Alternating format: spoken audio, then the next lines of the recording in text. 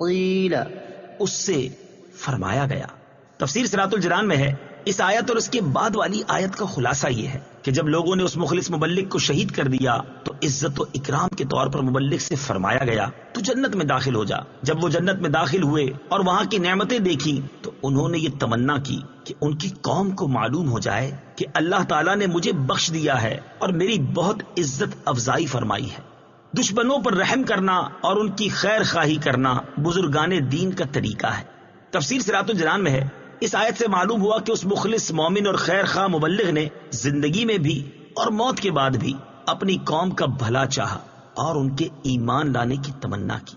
یہ بھی معلوم ہوا کہ اللہ تعالیٰ کے اولیاء کا طریقہ یہ ہے کہ وہ غصہ پی جاتے ہیں اور اپنے دشمنوں پر بھی رحم فرماتے ہیں۔ اور یہ بھی معلوم ہوا کہ مومن اور خصوصاً مبلغ کی شان کے لائق یہ ہے کہ وہ لوگوں کی دشمنی اور مخالفت کی طرف توجہ نہ کرے بلکہ ہر حال میں ان کا خیر خواہ رہے اور ان کی اصلاح کی دعا کرتا رہے۔ اسی مناسبت سے یہاں دشمنوں پر رحم اور ان کی خیر خواہی کرنے سے متعلق تاجدار رسالت صلی اللہ تعالی علیہ وآلہ وسلم کی سیرت سے 3 واقعات اور خود کو تکلیف پہنچانے والوں کی خیر خواہی کرنے سے متعلق دیگر بزرگان دین کے 2 واقعات سماعت کیجیے۔ نمبر 1، ایک مرتبہ ام المومنین حضرت عائشہ رضی اللہ تعالی عنہا نے حضور اقدس صلی اللہ تعالی علیہ وآلہ وسلم سے دریافت کیا، یا رسول اللہ صلی اللہ تعالی علیہ وآلہ وسلم، کیا جنگ احد کے دن سے بھی زیادہ سخت کوئی دن آپ پر گزرا ہے؟ ارشاد فرمایا، ہاں اے عائشہ رضی اللہ تعالی عنہا، وہ دن میرے لیے جنگ احد کے دن سے بھی زیادہ سخت تھا جب میں نے طائف میں وہاں کے ایک سردار ابن عبد یالیل بن عبد کلال کو اسلام کی دعوت دی۔ اس نے دعوت اسلام کو حقارت کے ساتھ ٹھکرا دیا اور اہل طائف نے مجھ پر پتھراؤ کیا۔ میں اس رنج و غم میں سر جھکائے چلتا رہا یہاں تک کہ مقام کرن الثعالب میں پہنچ کر میرے ہوش و حواس بجا ہوئے۔ وہاں پہنچ کر جب میں نے سر اٹھایا تو کیا دیکھتا ہوں کہ ایک بدلی مجھ پر سایہ کیے ہوئے ہے۔ اس بادل میں سے حضرت جبرائیل علیہ السلام نے مجھے آواز دی اور کہا، اللہ تعالیٰ نے آپ کی قوم کا قول اور ان کا جواب سن لیا اور اب آپ کی خدمت میں پہاڑوں کا فرشتہ حاضر ہے تاکہ وہ آپ کے حکم کی تعمیل کرے۔ حضور اکرم صلی اللہ تعالی علیہ وآلہ وسلم کا بیان ہے کہ پہاڑوں کا فرشتہ مجھے سلام کر کے عرض کرنے لگا، یا رسول اللہ صلی اللہ تعالی علیہ وآلہ وسلم، اللہ تعالیٰ نے آپ کی قوم کا قول اور انہوں نے آپ کو جو جواب دیا ہے وہ سب کچھ سن لیا ہے اور مجھ کو آپ کی خدمت میں بھیجا ہے تاکہ آپ مجھے جو چاہیں حکم دیں اور میں آپ کا حکم بجا لاؤں۔ اگر آپ چاہتے ہیں کہ میں اخشبین یعنی ابو قبیس اور کوعی کیعان نام کے دونوں پہاڑوں کو ان کفار پر الٹ دوں تو میں الٹ دیتا۔ یہ سن کر حضور رحمت عالم صلی اللہ تعالی علیہ وآلہ وسلم نے جواب دیا، نہیں، بلکہ میں امید کرتا ہوں کہ اللہ تعالیٰ ان کی نسلوں سے اپنے ایسے بندوں کو پیدا فرمائے گا جو صرف اللہ تعالیٰ کی ہی عبادت کریں گے اور شرک نہیں کریں گے۔ نمبر 2، حضرت سہل بن سعد رضی اللہ تعالیٰ عنہ فرماتے ہیں، جس وقت نبی کریم صلی اللہ تعالی علیہ وآلہ وسلم کے مقدس دانت شہید ہوئے، آپ کا چہرہ مبارک زخمی ہوا اور خود آپ کے سر مبارک پر ٹوٹ گیا۔ اس وقت میں وہاں حاضر تھا اور میں انہیں بھی جانتا ہوں جنہوں نے آپ کے چہرے سے خون دھویا اور جنہوں نے چہرے پر پانی ڈالا، اور میں یہ بھی جانتا ہوں کہ آپ کے زخم پر کیا چیز ڈالی گئی جس سے خون رک گیا۔ اللہ تعالیٰ کے رسول محمد مصطفیٰ صلی اللہ تعالی علیہ وآلہ وسلم کی شہزادی حضرت فاطمہ الزہرا رضی اللہ تعالی عنہا چہرے سے خون دھو رہی تھی اور حضرت علی المرتضی کرم اللہ تعالی وجہہ الکریم ان کے پاس اپنی ڈھال میں پانی بھر بھر کر لا رہے تھے۔ جب حضرت فاطمہ نے اپنے والد گرامی کے چہرے سے خون دھو لیا تو کھجور کی چٹائی کا ایک ٹکڑا جلایا اور اس کی راکھ زخم پر رکھ دی یہاں تک کہ خون بہنا رک گیا۔ پھر اس وقت سید المرسلین صلی اللہ تعالی علیہ وآلہ وسلم نے ارشاد فرمایا، اس قوم پر اللہ تعالیٰ کا غضب شدید ہوا جس نے رسول اللہ صلی اللہ تعالی علیہ وآلہ وسلم کے چہرے کو زخمی کیا۔ پھر کچھ دیر ٹھہرنے کے بعد دعا فرمائی، اے اللہ عز و جل میری قوم کو بخش دے کیونکہ وہ مجھے نہیں جانتے۔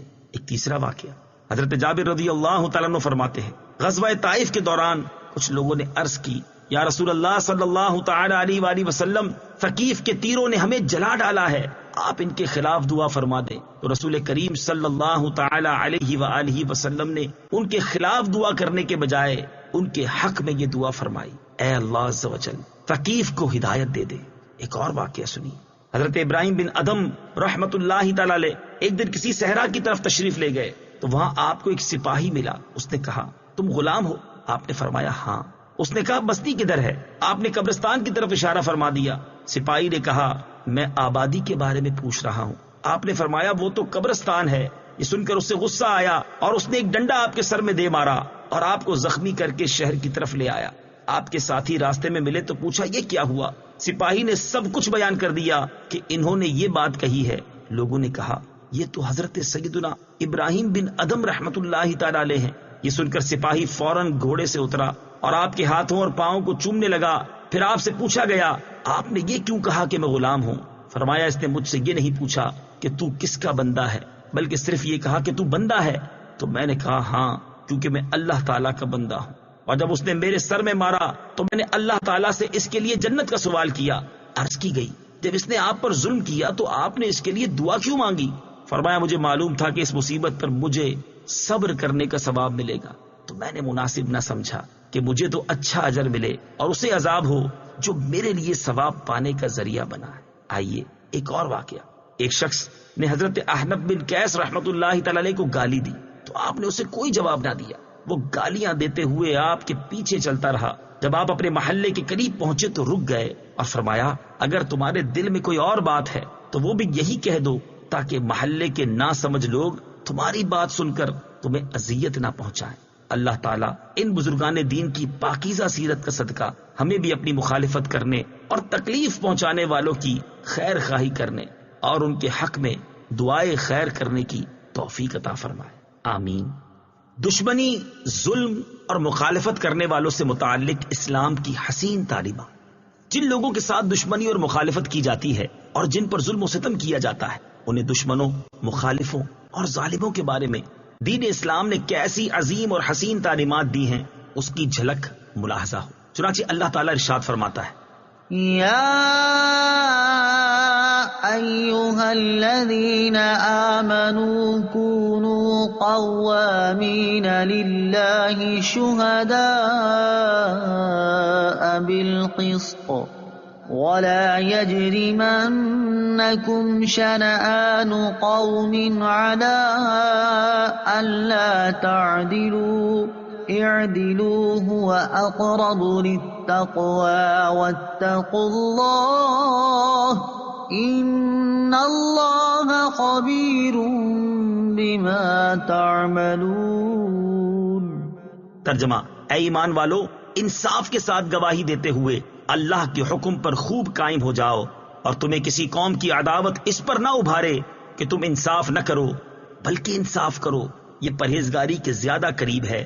اور اللہ سے ڈرو، بے شک اللہ تمہارے تمام اعمال سے خبردار ہے.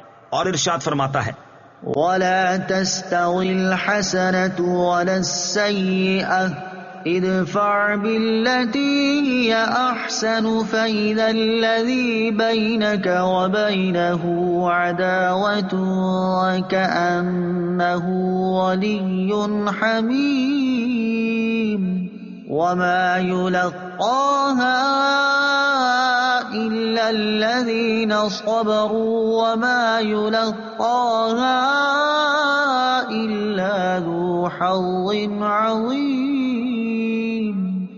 ترجمہ: اور اچھائی اور برائی برابر نہیں ہو سکتی، برائی کو بھلائی کے ساتھ دور کر دو تو تمہارے اور جس شخص کے درمیان دشمنی ہوگی تو اس وقت وہ ایسا ہو جائے گا کہ جیسے وہ گہرا دوست ہے.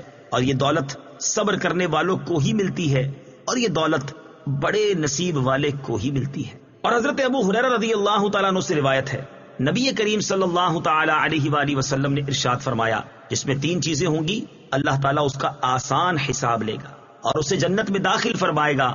میں نے عرض کی یا رسول اللہ صلی اللہ تعالی علیہ وآلہ وسلم وہ 3 چیزیں کون سی ہیں؟ ارشاد فرمایا جو تم سے رشتہ توڑے تم اس سے رشتہ جوڑو، جو تمہیں محروم کرے تم اسے عطا کرو، اور جو تم پر ظلم کرے تم اسے معاف کر دو. اور حضرت علی المرتضی کرم اللہ تعالی وجہہ الکریم سے روایت ہے حضور اقدس صلی اللہ تعالی علیہ وآلہ وسلم نے ارشاد فرمایا جو شخص تم سے تعلق توڑے تم اس کے ساتھ تعلق جوڑو، اور جو تم سے برا سلوک کرے تم اس سے اچھا سلوک کرو، اور حق بات کہو اگرچہ وہ تمہارے خلاف ہو. دین اسلام کی عظیم و شان تعلیمات کو دیکھ کر ہر انصاف پسند آسانی کے ساتھ سمجھ سکتا ہے کہ جو دین دشمنی، مخالفت اور ظلم کرنے والوں کے بارے میں ایسی بہترین تعلیم دے رہا ہے، اس سے بڑا امن و سلامتی کا داعی دین اور کون ہو سکتا ہے؟